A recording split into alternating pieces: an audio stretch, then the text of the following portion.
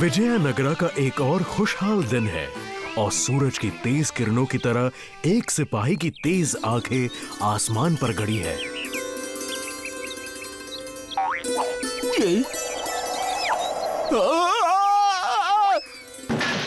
जी हाँ दोस्तों, मैंने बहादुरी से चोरों और कातिलों का सामना किया था।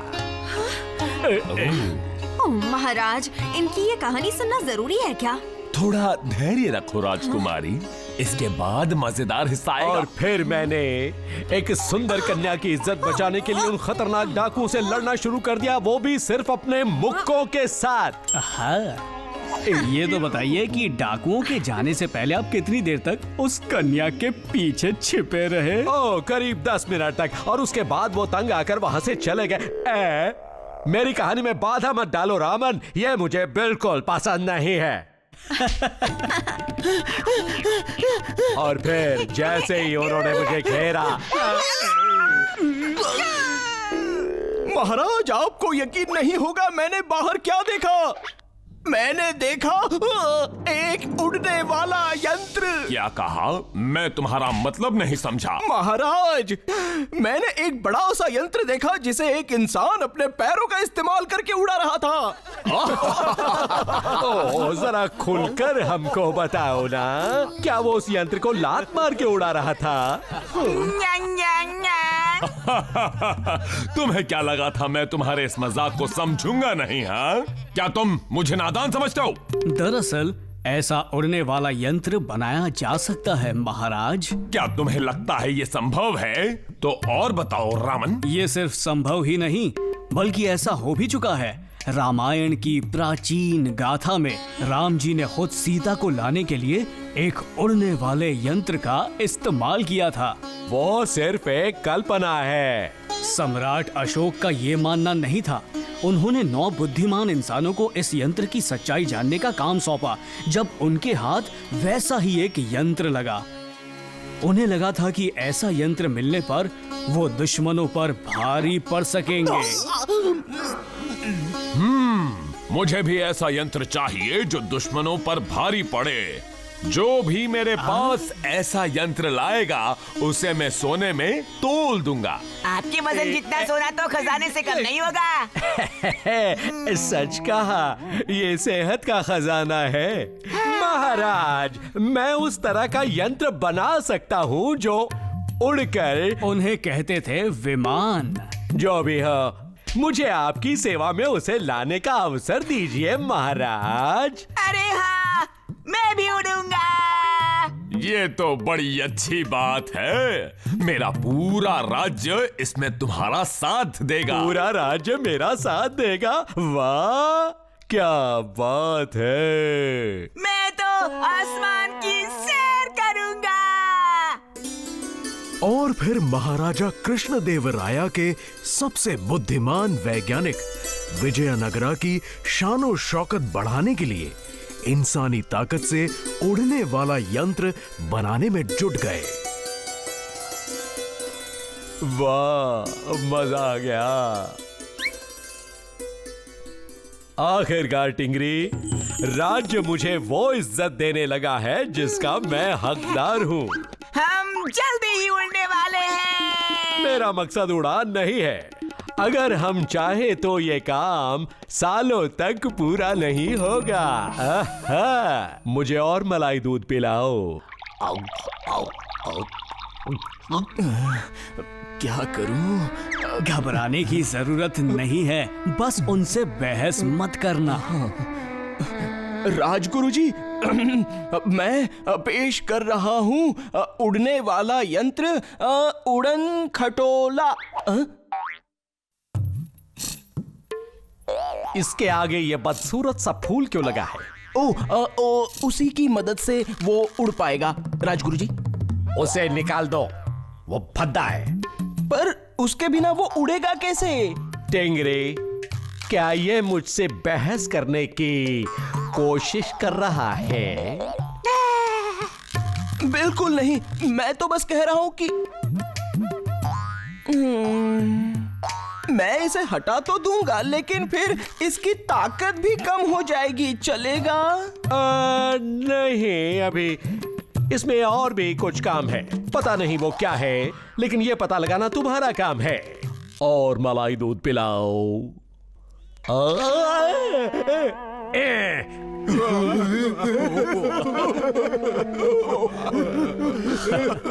आप सभी बहुत ही बुद्धिमान लोग हैं, लेकिन आप ये नहीं जानते कि अपनी बात कैसे मनवाई जाती है। हमें बचा लो रामन। हम चाहे जितनी भी मेहनत कर ले वो सब नकार देते हैं। बिना देखे सीधा कह देते हैं नहीं नहीं नहीं। मेरे ख्याल से आपको राजगुरु जी की हाँ सुनने के लिए थोड़ी कलाकारी दिखानी होगी। उन्हें ये जाकर दिखाओ। लेकिन मूर्ति से तो उसका संतुलन बिगड़ जाएगा, वो उड़ेगा नहीं। आप सब उड़ने वाला यंत्र बनाना चाहते हैं या नहीं? ठीक है, पर वो फिर ना कहकर मुझे लौटा देंगे। ओ, क्या मेरी तेल मालिश का वक्त हो गया है? तुम फिर से आ गए। राजगुरु जी कृपया करके मेरे इस नए उड़न खटोले को एक बार देख ले। मैंने कुछ फेर बदल किए हैं। बकवास है। रुको, इसके आगे ये क्या है? बहुत सुंदर है। अब तुमने बिल्कुल सही चीज बनाई है। तो आपके हिसाब से ये बनाना चाहिए? हाँ, लेकिन कुछ चीजों को बदलने के बाद। सुनो, मैं खुद इस पर तुम्हारे साथ काम करूंगा। नारियल पानी पिलाओ टिंगरे। क्या बात है, हम उड़ने जा रहे हैं। ओह, टिंगरे ना।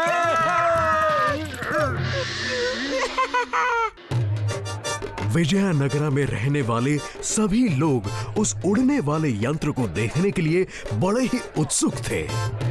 आज हम सबके लिए गर्व का दिन है। महाराज तो इस उड़ने वाली बात को लेकर बड़े उत्साहित हैं। राज्य के सभी लोग उस भारी भरकम यंत्र को आसमान में एक हल्के पंख की तरह उड़ता देखना चाहते हैं। मेरी प्यारी प्रजा, मैं आप सबके सामने पेश करने जा रहा हूँ उड़ने वाला यंत्र। मुझे डर लग रहा है इससे। रामन, सही कहा। जब दुश्मन आकाश में उस डरावने चेहरे को देखेंगे तो भाग जाएंगे। उड़ान की तैयारी करो। राजगुरु जी, बताइए ना, इसे उड़ाते कैसे हैं? बात ये है कि उस चीज को दबाने से छोड़िए, बाकी आप खुद ही देख लीजिएगा। अच्छा, कह नहीं पा रहे हैं तो चलिए हमें इसे खुद ही उड़ाकर दिखा दीजिए। क्या?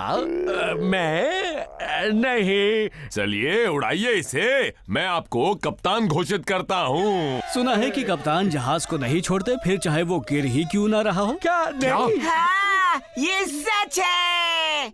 अरे हाँ, जहाँ तक मुझे याद है इस मुहिम की शुरुआत रामन ने करवाई थी, इसलिए मैं चाहता हूँ रामन भी इसमें उड़े। नहीं, धन्यवाद कहने की जरूरत नहीं है।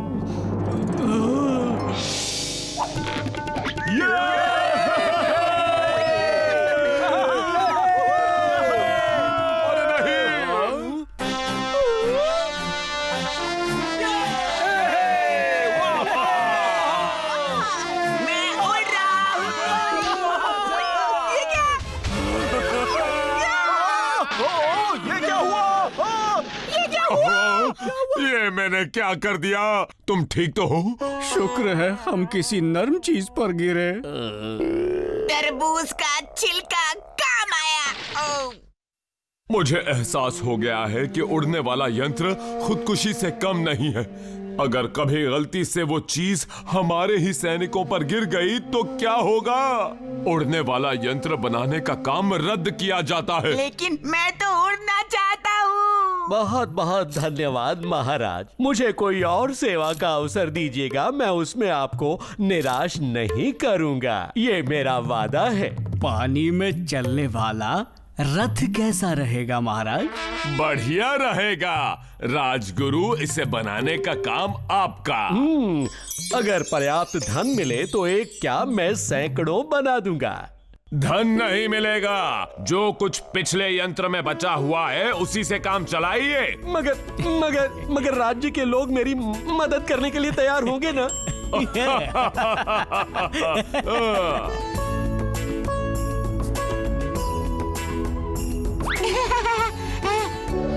ओह, देखिए देखिए।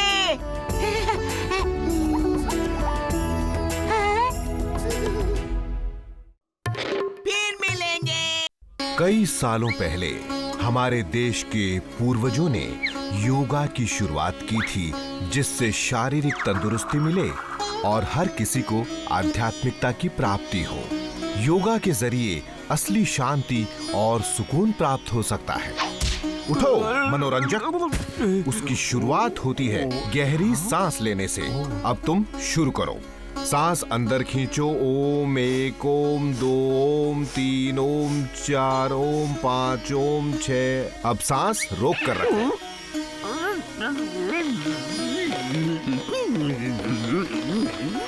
अब सांस छोड़ो। ओम 1, ओम 2, ओम 3, ओम 4, ओम 5।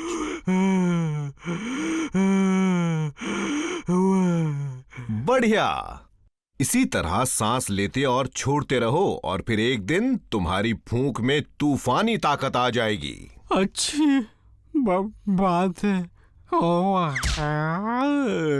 योगा में शरीर का लचीला और संतुलित होना बहुत ही जरूरी है। उससे शरीर स्वस्थ और दिमाग शांत रहता है। हाँ, तुम सीख रहे हो। ये योगा का सबसे जरूरी पहलू है रामन, तुरंत ध्यान लगाना। एक बार तुम ये सीख गए तो फिर सच्ची शांति प्राप्त कर लोगे। गौर से देखो इसे। ये पॉल है, तुरंत ध्यान लगाने में बहुत माहिर है। पॉल, कृपया इसे एक नमूना दिखाओ। अभी लो। पॉल, पॉल उठो। तुम्हें क्या हो गया? कुछ बोलते क्यों नहीं? अपने आप को संभालो। देखा, पॉल इसमें माहिर है। अब तुम कोशिश करो। याद रहे, जब तुम तुरंत ध्यान लगाओ तब कोई भी आवाज तुम्हारे कानों तक नहीं पहुंचनी चाहिए।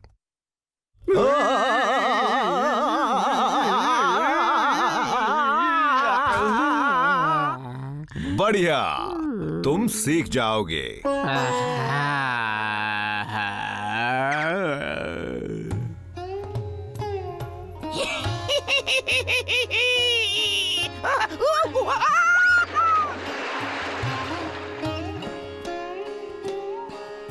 आओ प्यारी बालिका, बताओ क्या सेवा कर सकता हूँ? मेरा प्रणाम स्वीकार करें। मैं राजकुमारी शोभा हूँ, महाराज कृष्ण देवराया की भांजी। और ये है सेनापति टिंगरी। हम तेनाली रामन को ढूंढ रहे हैं, जो दरबार के मनोरंजक थे। क्या आपने उन्हें देखा है? रामन? हाँ, वो यही है, लेकिन अफसोस अब वो मनोरंजक नहीं रहा। मतलब?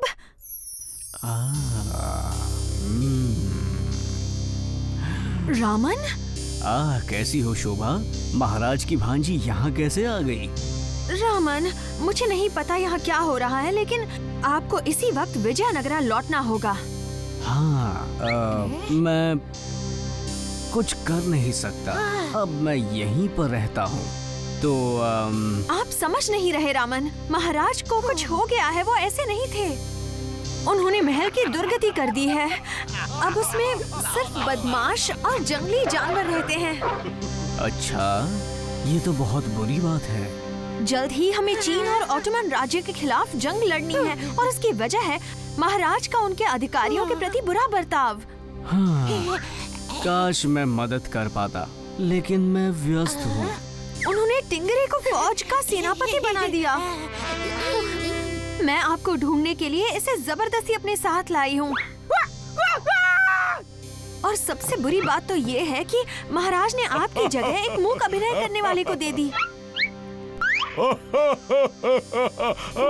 क्या उन्होंने ऐसा किया? हमें विजयनगरा लौटना होगा और महाराज की अच्छी तरह जांच करनी होगी, लेकिन उससे पहले हमें राजगुरु जी को ढूंढना होगा। राजगुरु जी! ये राजगुरु जी की पगड़ी है। सूंघो इसे टिंगरी और राजगुरु जी को ढूंढो। भागो टिंगरी, हवा से भी तेज भागो।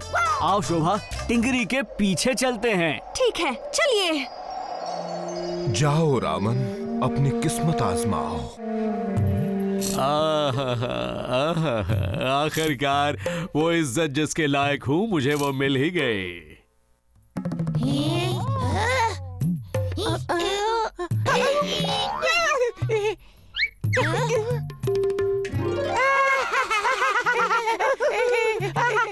हाँ? तो आप यहाँ हैं राजगुरु जी, हमें तुरंत विजयनगरा लौटना होगा। चले जाओ मनोरंजक, मैं वापस नहीं लौटूंगा। यहाँ मैं राजा हूँ। यहाँ ना कोई मुझे छू सकता है और ना ही मुझे कोई चाट सकता है। राजगुरु जी! क्या? नहीं, टिंगरी, नहीं, चलो चलो, हटो, दूर हो जाओ, दूर हो। मैंने कहा हट जाओ टिंगरी, तुम मानोगे नहीं। सत्यानाश! वो राजा को चाट रहा है, मतलब हम भी उन्हें चाट सकते हैं। अब चलो, जल्दी चलो। क्या तुम राजा का इस तरह अपमान नहीं कर सकते? तुम सबको इसकी कड़ी सजा मिलेगी। हट जाओ।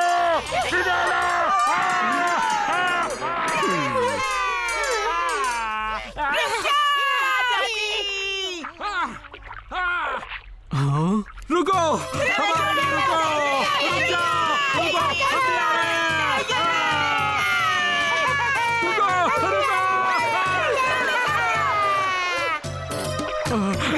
तुम हमें ऐसे छोड़कर कैसे जा सकते हो?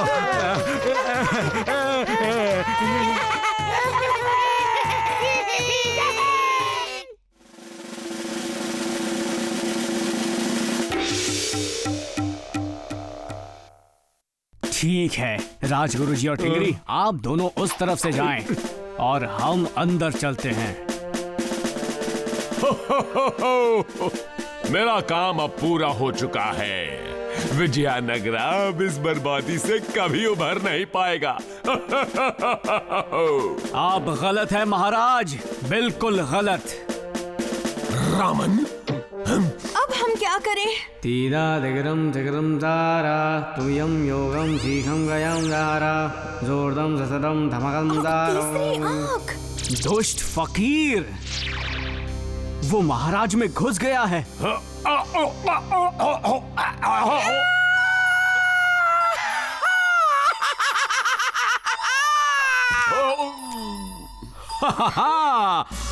आओ टिंगरी, उन्हें बचाते हैं।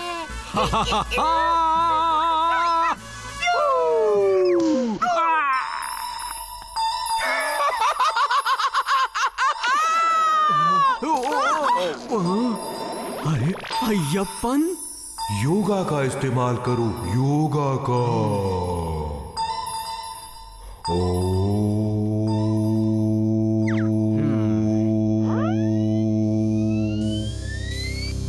चलो हो जाए।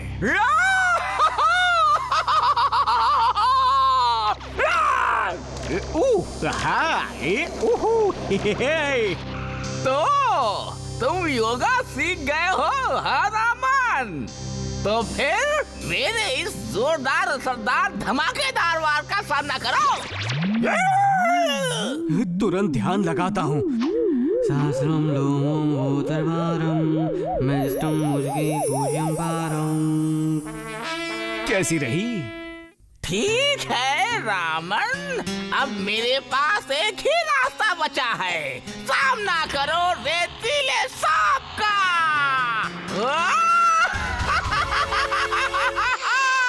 यही सही वक्त है योगा के सांस लेने वाली तकनीक का इस्तेमाल करने का। सांस लो, ओम 1, ओम 2, ओम 3, ओम 4, ओम 5, ओम 6, सांस छोड़ो।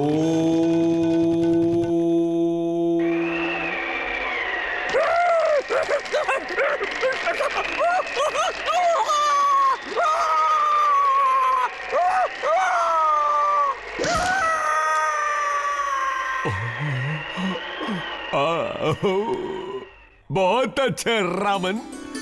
धन्यवाद महाराज, मुझे खुशी है कि आप सही सलामत हैं। ओह, मुझे भी। चलो हम उस नाराज फौज से जाकर क्षमा मांग के आते हैं, क्यों रामन? अय्यप्पन। आप फौज की चिंता मत करें महाराज, मैंने उनके लिए योगा सीखने का इंतजाम किया है। अब वो अपने अपने देश में भी योगा का ज्ञान फैलाकर सबको स्वस्थ बना पाएंगे। बढ़िया। अब तो हम बिना संकोच उन्हें शाकाहारी भोजन खाने का आमंत्रण दे सकते हैं, है ना? और इस तरह रामन की जीत हुई और वो दिल से अय्यप्पन के आभारी थे, जो उनके गुरु, उनके शिक्षक, उनके दोस्त थे। उनकी ही मदद से वो उस दुष्ट शैतान को हरा पाए।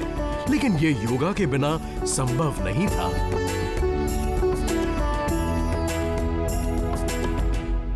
फिर मिलेंगे।